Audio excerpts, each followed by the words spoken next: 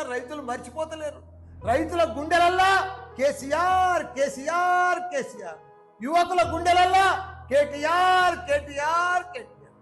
అంత పని చేసేది, అంత అభివృద్ధి చేసేది, అంత డెవలప్ చేసేది. ఇప్పుడు చూస్తే 22 నెలలు అయ్యింది, ఎక్కడ చూసినా ఘోరమే. యాడేసిన గొగ్గని ఆడనే. ఎక్కడ ఒక రియల్ ఎస్టేట్ దానికి పోతే ఒక ప్లాట్ అమ్మలేదు, ఒక అపార్ట్మెంట్ అమ్మలేదు, ఒక గజం అమ్మలేదు. రైతులైతే బిడ్డ పెళ్లి చేస్తే కూడా ఘోరమైంది. అసలు కరోనా కంటే కూడా అధ్వానమై. కరోనా మంచిగుండే, కరోనా 2 ఏళ్ళు వచ్చినా ప్లాట్లు అమ్మినాయి, బిజినెస్ అయింది, వ్యాపారాలు నడిచినాయి, అన్ని బంద్ ఉన్నా నడిచినాయి, పైసలు ఆడినాయి. ఇప్పుడు అసలు పైసలే ఆడతలేవు, పైసలే కనిపిస్తలేవు. ఓ మాయమైనట్టేనా, ఓ మంత్రం చేసినట్టేనా, ఇదంతా ఎందుకైంది వచ్చిందంతా అని అందరు ప్రజలందరూ కూడా డిస్కస్.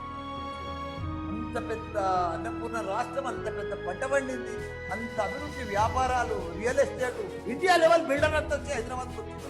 ఎత్తైన 58 అంతరాల బిల్డింగ్లు కట్టింది, అమ్ముడు పోయినాయి. ప్రపంచమంతా హైదరాబాద్ అంటే ఒక సింగపూర్, న్యూయార్క్ లెక్క అసలు అంతా బిత్తరపోయింది, గోసిపోయింది.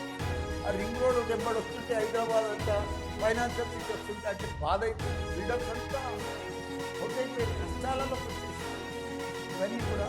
కాబట్టి మనం అంత ప్రజలు కూడా అందరూ గమనించాలి.